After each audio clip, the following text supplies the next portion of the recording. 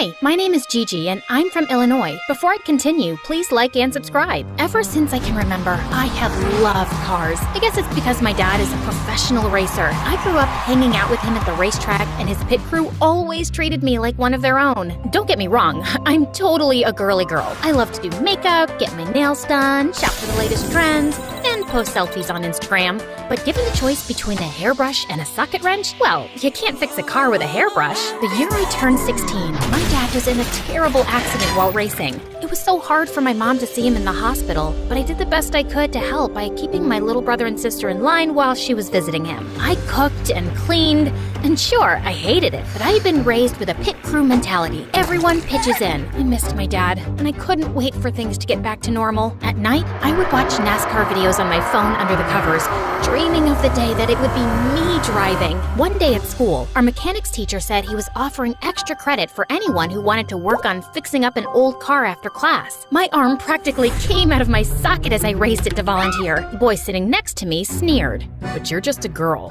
I took a wrench that I had in my zini purse and slammed it on his desk. "Okay, flyboy, what kind of wrench is this?" I was mad, but even though he was dressed in retro style, I couldn't help but notice his wavy blonde hair and steel blue eyes. He was kinda gorgeous. It was like I was watching a unicorn flip his mane in slow motion. I bet you're all thinking, "Focus, girl, this guy is trouble with a capital WTH." And then he answered as if he was teaching me something.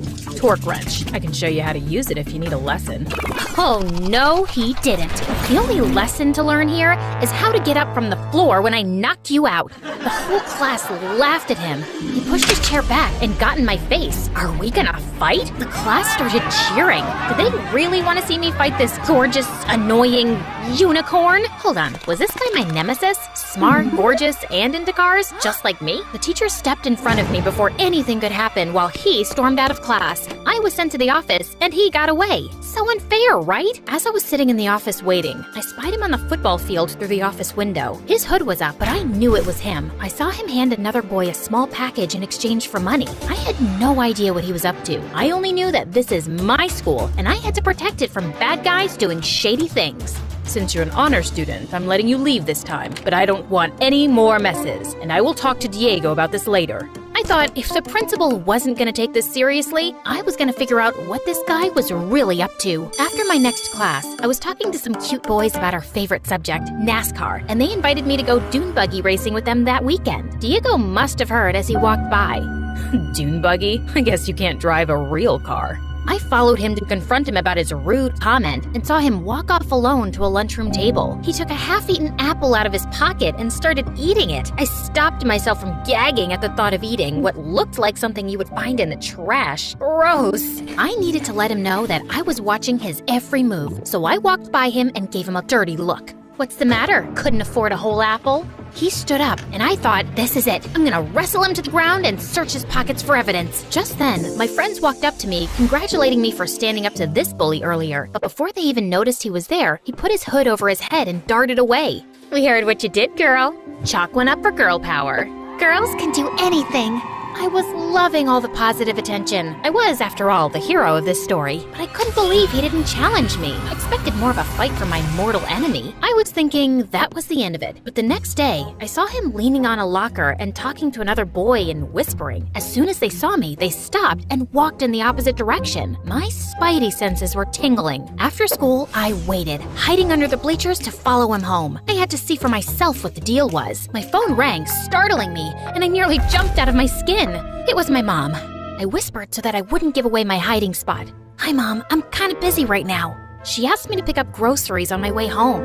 I wanted to go to the library. Can I do it after? I felt bad lying to my mom, but I needed to have time to confront this worm, Diego. He came out the back door of the school, walked across the field to a hole in the fence, and slipped through.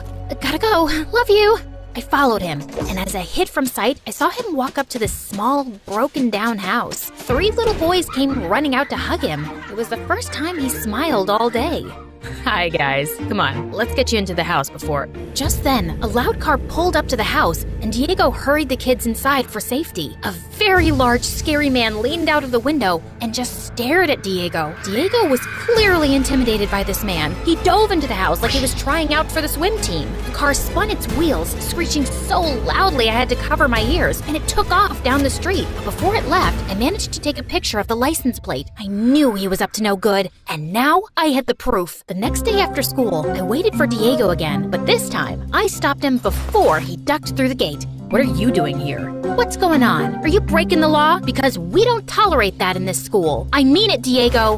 Why are you spying on me? Don't you have a life? I'm super connected at this school. I know everyone, and if you think that you're gonna...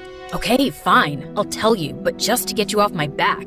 That's Leo. He keeps asking me to work for his chop shop, where they steal and sell illegal car parts. I knew it. You're a criminal. Suddenly, he got really calm and touched my arm. We locked eyes, and for a second, I couldn't explain it, but I wanted to kiss him so badly. I know what you guys are thinking. Love him or hate him, girl, but pick a lane.